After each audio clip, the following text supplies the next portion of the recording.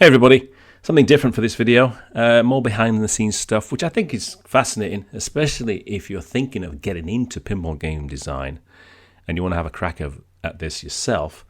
This might be useful for you because one of the biggest things in pinball that you have to learn is you have to learn how to do playfield artwork. You just simply can't get around it. It has to be done. So what I thought in this video is I'll show you how I did a complete art package for this game, The Return of the Living Dead, how I did it, and how I made it just easy and approachable, so anybody could really do this. You don't have to be a great artiste to create pinball art. You just need to find other great artists and kind of half-inch their work for your own purposes. Anyway, so this is the finished artwork for Return of the Living Dead. And as you can see, it's not bad. I mean, all my artwork I would categorize as not bad. It's not going to blow anybody away. You're not going to hang this in a museum, but it's certainly not bad. And it's a composition. It's got many, many different elements that I've used to create this sort of single piece of artwork. So how I created that is what I'm going to show you, which I hope you'll find interesting. So first of all, when you are creating a pinball game, you have to build it. And when you build it, and you've got everything in place, you create a blueprint. Now this is a blueprint. Now this has elements that are specific to video games. For instance, these weird sort of shapes here are ball stoppers. They stop the ball from leaping off the playfield and hitting the glass and sometimes getting stuck on the plastics. So I put these in my games just to stop the ball getting stuck on the plastics. In the real world, you can take the glass off and move the ball off the plastics. In virtual pinball, you'll have to reset the game, so it's annoying. So that's what these little shapes are. But the rest of it is all the components used to create this game. And what I do is I use this blueprint as an overlay, and then I can create the art in the areas because I can see where the artwork needs to go. I can see where I don't need to do the artwork. You don't need to do the artwork underneath the plastics. You don't need to do the artwork over here because this is an upper playfield. And you don't need to do the artwork under here because this is under the apron. So only where the player can see is where you focus on the artwork. And you put the best artwork right here in the middle because this is where the player is going to be looking most of the game. So let's just go into the software program that I use to create my artwork, which is Art Explosion Publisher Pro. This program is so old it doesn't even exist anymore. It was discontinued about 15 years ago. It's really, really old. It's a desktop publisher. Before I did pinball games, I used to do greeting cards, and I use this to do all my greeting cards. It's a very, very simple program, but it works for me. So as you can see here, I have got the blueprint overlay, and then I've got the artwork underneath. So the blueprint tells me where I need to put all the artwork in relation to the game itself. So what I'll do is I'll just put the blueprint layer in the back. I think that's an old blueprint as well. It doesn't quite match up. I've updated this table many times since then. So you can see that once it's populated, then you can put this in the game as a final composition. Now, what I struggle with the most is not necessarily the artwork. I can always find artwork on the internet, and I'll show you my resource folder. So this is me gathering stuff on the internet and using it to create my own composition. So the central art is this thing here. So this was created by a guy called Devon. And I saw that and I went, that's the central artwork image. All I got to do is put that in the game and then I just build around it. So once you have a central image that you're happy with, you just do a composition around it. So that's the central image that I used for the center of the playfield. So you can see it there, look. And then you have to obviously add elements around it. So I've got this sort of steam or toxic gas coming out here, which is another element which I added. Once I add all the inserts, of course, the inserts take up a lot of room. And it's what the player's mostly looking at. The player is mostly looking at the inserts. So make sure those things pop out and stand out. As you can see on the original artwork, there is a furnace here. Now what I can do in Future Pinball is I can turn those into lights. So these things are now lights. They light up and they change color. So what I wanted to do is to sort of keep the style going throughout the game. So I tried to match another piece of artwork for the top part. But there is a different style. There's a very noticeable style which shifts from artist to artist because no two artists are exactly the same. Every artist has their own style. So the upper image is this one here, which I call boobs because I'm a child. So yeah, so I found that and I thought that's the upper playfield. Hands down, that's the upper playfield image. And that's exactly what I used. But then I have to add all the little circles which signify the bulbs, the posts, the drop targets. All these things I populate with little circles so I can place them in the perfect position when I go back into the editor for the game itself.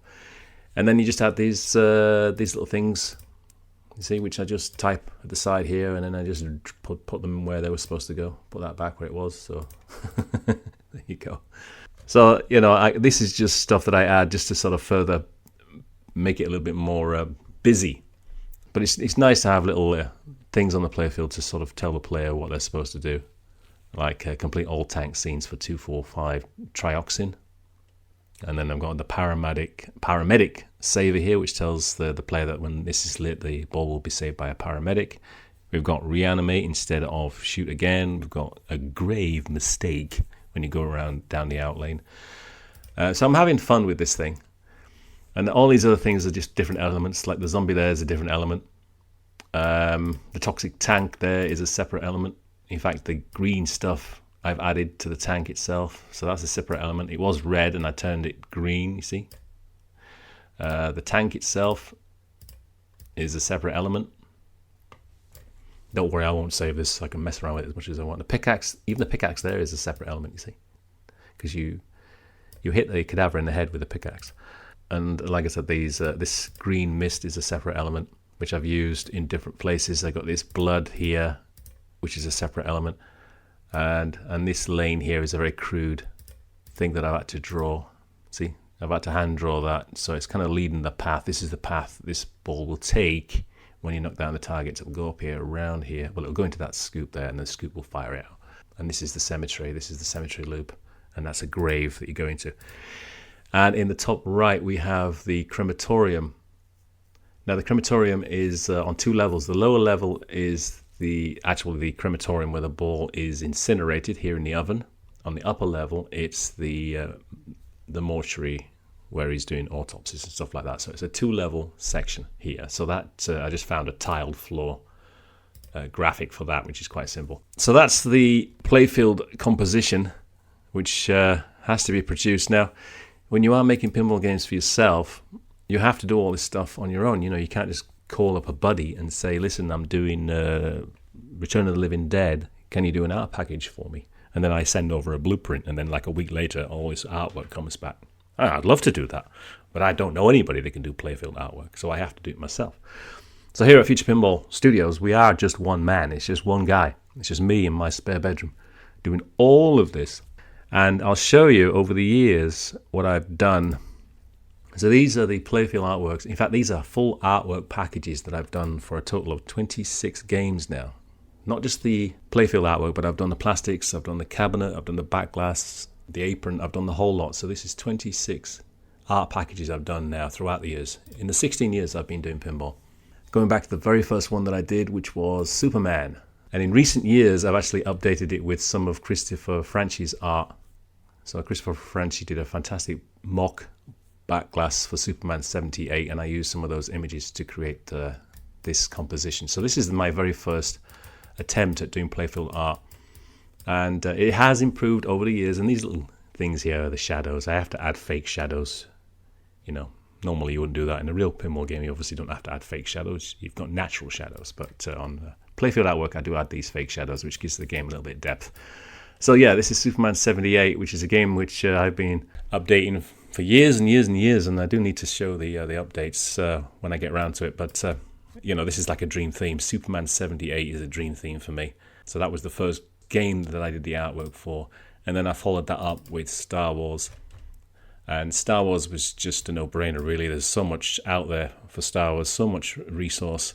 The first thing I did is look for TIE fighters and X-Wing fighters, so those are the first things that I found, and then I just found battle scenes where I could extract one particular element, which is this X-Wing firing at a TIE fighter. Then I had special effects with the lasers there. So those are special effects. The special effects here on the engines, the special effects that I've added here for the sun. You see the little lens flare thing there. This is a special effect that I added. So this is just me creating a composition, first of all, with these little elements, which is just stuff you found on the internet.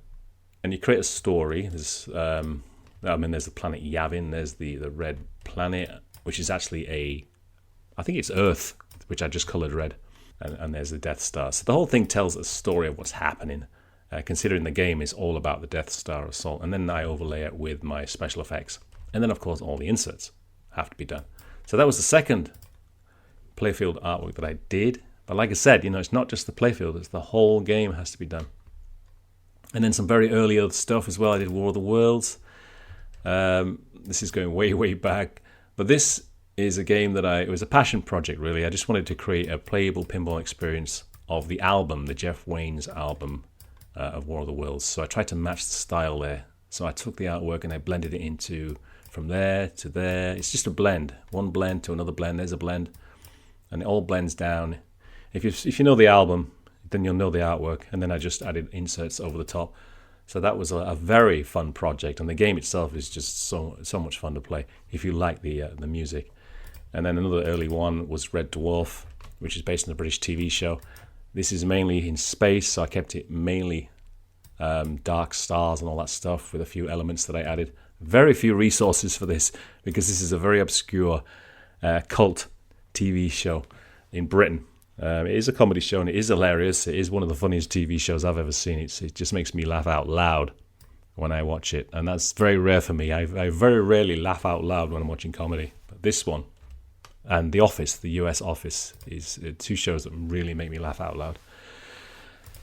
And another earlier one is of course Nightmare on Elm Street. That was a very early one, was this. And this composition has been improved over the years. In the last update, I redid all of these inserts. This is what I struggle with the most when I'm doing my pinball games. It's not necessarily the artwork anymore because I can get great artwork off the internet. It's the inserts. What the hell do I do with the inserts? Here I just put like an embossed box around them, just to make them pop out. And then the arrows I just put dripping blood, you see? And then this TV idea was done right at the very beginning, and I knew that was a great idea right at the beginning. And then obviously down here I've got a different shape, but they're glowing red here. So the inserts are what I struggle with. And then we go down to the Squid Game, which I kept quite simple. This was a very quick game that I produced. I did this in about 2 weeks from start to finish, and I just wanted to keep it simple by using the inserts, which mimic the style that's used in the TV show. So that was a fun project, and it all ends here with the Squid Game thing itself, which is the game arena. And these actually light up. There's individual lights that go in there. So that was quite fun. I mean, I could go on and on and on. I mean, there's this one is a game that I produced for the Pinball Brothers, but it was never made. It was a concept that I came up with called Shadow Force Nova. I wanted the company to sort of focus on original games rather than focus on big licenses. So I thought, what if we do a pinball game based on the shoot 'em up, like the old 80s style shoot 'em up, but we create a fleshed out story, and we put the player is the pilot, basically saving the solar system because there's this terrible evil creature is taking the power from our sun, and obviously if we lose our sun, the power from our sun, the whole universe, the whole solar system is dead. So you're a lone pilot and you go off and you have to attack this star killer. I call it a star killer because it's killing our sun, and you go past these different planets before you get to the sun itself. So that's what I came up with, and I don't think they liked that very much because they went off and did other things, but that was the last thing that I did when I was working for the Pinball Brothers. And then I obviously we got the huge one, Aliens, which is a composition of many different elements. This is just clip art. I wouldn't say it's clip art really. It's just extracted images. When you're looking for these things on the internet, you're looking for PNGs. PNG means it's already extracted, so you can just slip it in. And I just duplicated this, so there's two. There's actually more than one power loader in the movie. So if you think, well, there's only one in the movie, no, there's quite a few. In the loading bay, they have a few of these things. So that's why there's two, even though Ripley's in both of them, but don't worry about that. So the APC, I just wanted to populate this game with everything that's cool about aliens. There's a flamethrower. So this is a new addition. I did the flamethrower here. I added this insert here, incinerate, ready. I added the blood thing here, which is all new additions. So this has been updated over the years. And this is another great thing when you're working in digital pinball, is I can go back because I have the original file, you see? So I can go back, I can make changes to this a year from now, 5 years from now, 10 years from now. If I don't like that insert there, I can just swap it out and put another one in. So I've always got access to these files. I better just close that down. So this is what you can do when you're doing Playfield design. You see, you're not stuck Because what happens in the real world is it really should be, artwork should be the last thing that they do, because they have to get everything else finalized, because you can't change the artwork. Once it's printed and on the wood, you can't change it. So get everything done first, and then you can go with the artwork. And here's Beetlejuice. Again, this image was found on the internet, and I just matched the style. But Beetlejuice has a very strong color palette, which all comes from the mind of Tim Burton, of course. So it's purples, it's greens, it's blues. It's kind of like that. It's very colorful, is Beetlejuice. So I just matched that style. And these are all different elements added. Beetlejuice there has been added as a separate element. These two guys have been added from a separate element, from a separate piece of artwork. So again, it's not just one artist, it's many artists that I found. Even this swirly thing here I found somewhere, which I added as a bottom thing. And then I just added these lanes and the spiders. So again, it's a composition of many different elements that creates one cohesive art package which tells a story. Okay, so what else we got here? We got Tarantino. The Tarantino game is a mod of the game Pulp Fiction, which came out a few years ago. I didn't want to do a Pulp Fiction game. I just didn't want to just do a copy of their game, so I thought, well, I'll create a Tarantino game. And I was very lucky with this as well, with the artwork. I got some great images, and the artwork is pretty close. They're all different artists, but the style is pretty close. Well, some of it is one artist, and some of it are other artists. But I wanted to have a visual representation of each movie on there, as well as try and keep close to the original Pulp Fiction game that was created. So a lot of creativity in this one. A lot of creativity. It was quite a challenge. But if you're a big fan of Quentin Tarantino, this is an absolute must-have game. And then we got Total Recall. This is one of my favorite films, one of my favorite Arnold Schwarzenegger films. It's got so much atmosphere. Pun intended, of course. And it was a game that I actually started off modding. I think Wild did a Total Recall, and then I just took over, and I just thought I'll just put my own spin on it. But yeah, that's Total Recall, which I haven't released, and one day I hope that I will release that, because it is a fantastic action game. It's a lot of fun. And here's a fun one, Party Play. Now, Party Play was an original concept that I did for Pinball. It's never been done before. The idea is that up to 4 players can play a party game, and everyone gets the same amount of playtime, no matter the skill. So you can play with your children, and everyone gets the same amount of time. And the whole thing plays real licensed music in sort of a jukebox kind of thing. And the art style here was to match those CD covers that you see in petrol station, gas stations. You know, where it says the hits of the 80s or dance classics, and they have that really garish sort of graphic design. So that's what this is. This is me sort of copying that garish CD graphic design, and there's lots of individual elements here. So that backplate is an individual element. The crowd is an individual element. This is an individual element. The ball, the rocket, the sparkles, everything's been created as a composition in these stars with a late addition. So again, that was the purpose of that, to make it look like those CD covers, which I think I accomplished, mission accomplished. Then I did 2 Bonds. My first one was Bond 50, which was celebrating the 50 years of James Bond, which was done many, many years ago, a long time ago. And then I did a Bond 60, which is my version of Stern's Bond 60, but I made it a little bit better. I added a shark down the bottom here. I added Daniel Craig there with a gun. That's actually from Layer Cake. That's not from James Bond, but I needed it to him to have a gun. All the others have a gun. And interestingly enough, that's actually a BB gun, an air pistol. For the shoot, they'd forgotten the prop gun.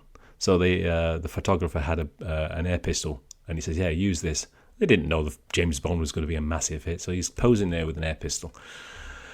Interesting fact. But I wanted to make this a little bit more sexy, because Bond is a sexy film, so I added Halle Berry there and a couple of other girls, and Triple X, of course. So there's more to this than there is in the Stern game, but that was my effort.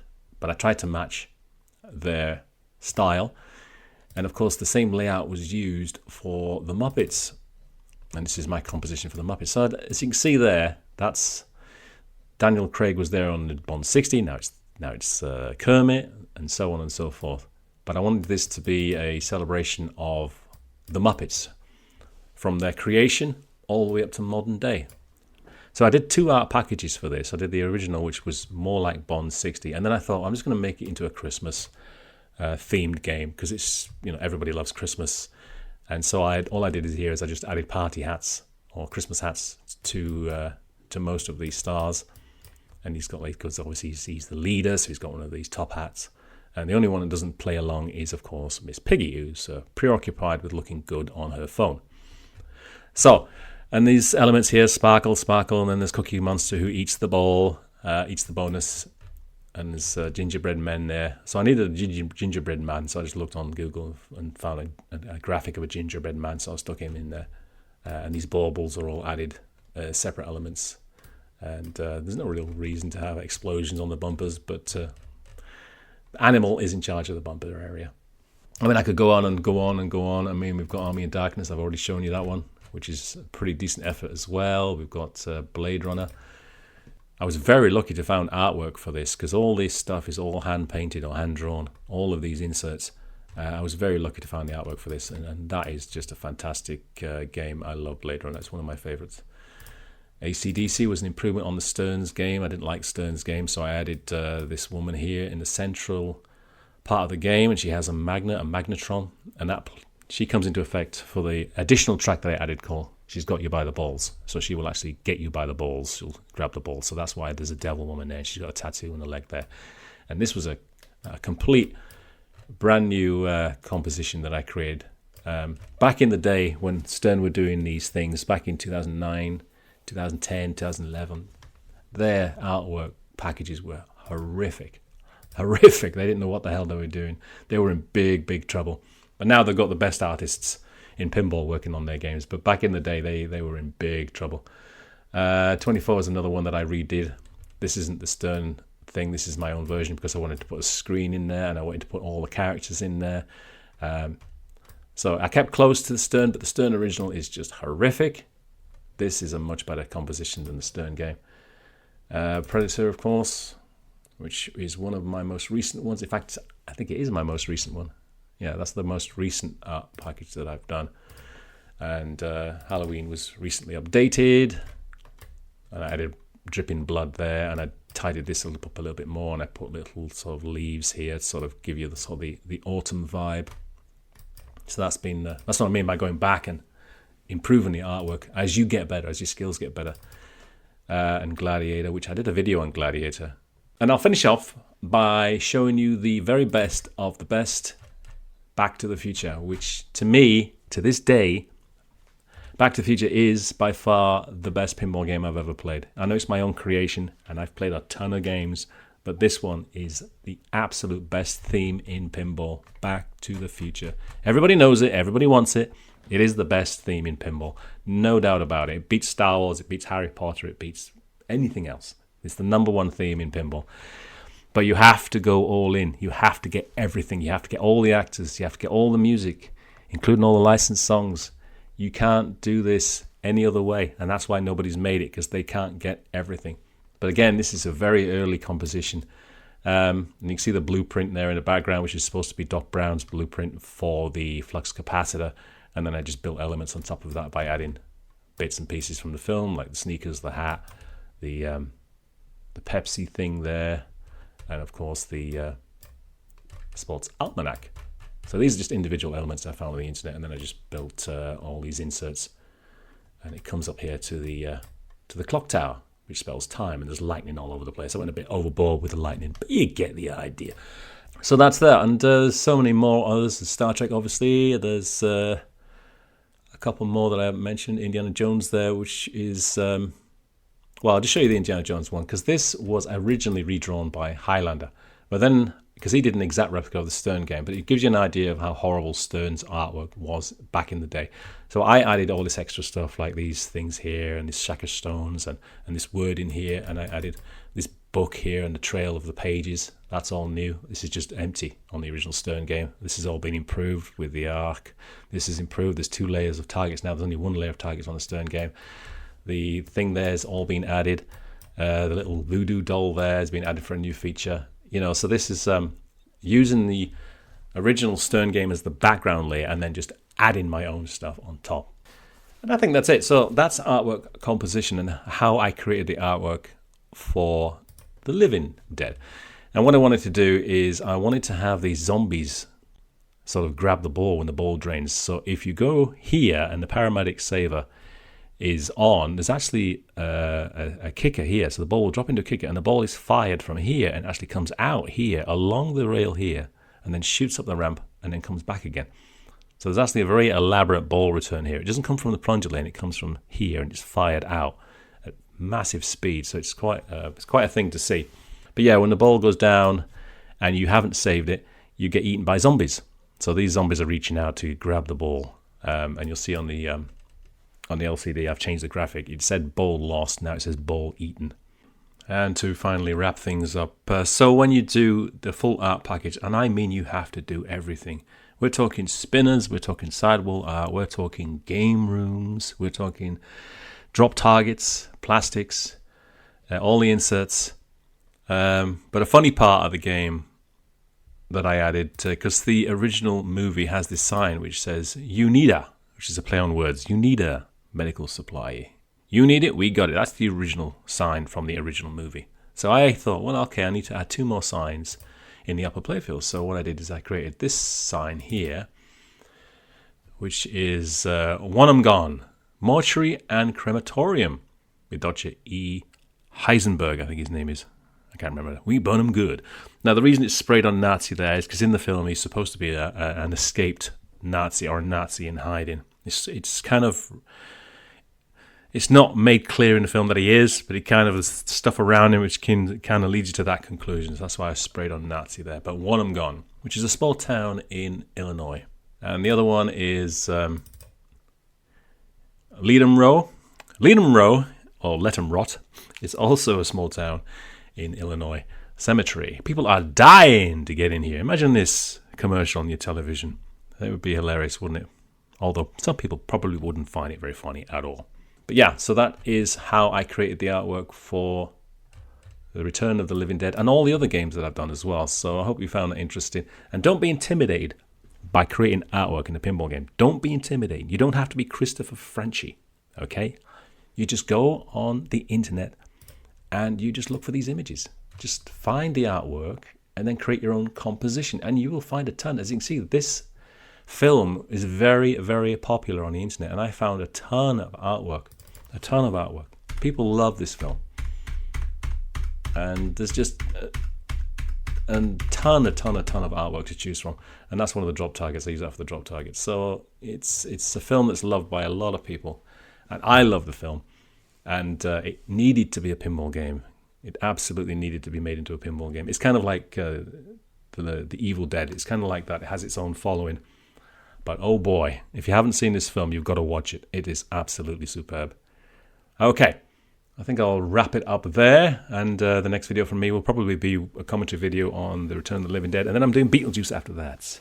We're nearly there. Nearly at the finishing line. So hopefully I'll get those 10,000 subscribers. But, you know, realistically, I'm not going to get anywhere close to that. But I'll put it out there. If I get 10,000 subscribers, you can have all of this wonderful stuff for free. I mean, what a deal. What a deal. Okay, thank you for watching again, and take care. Toodaloo.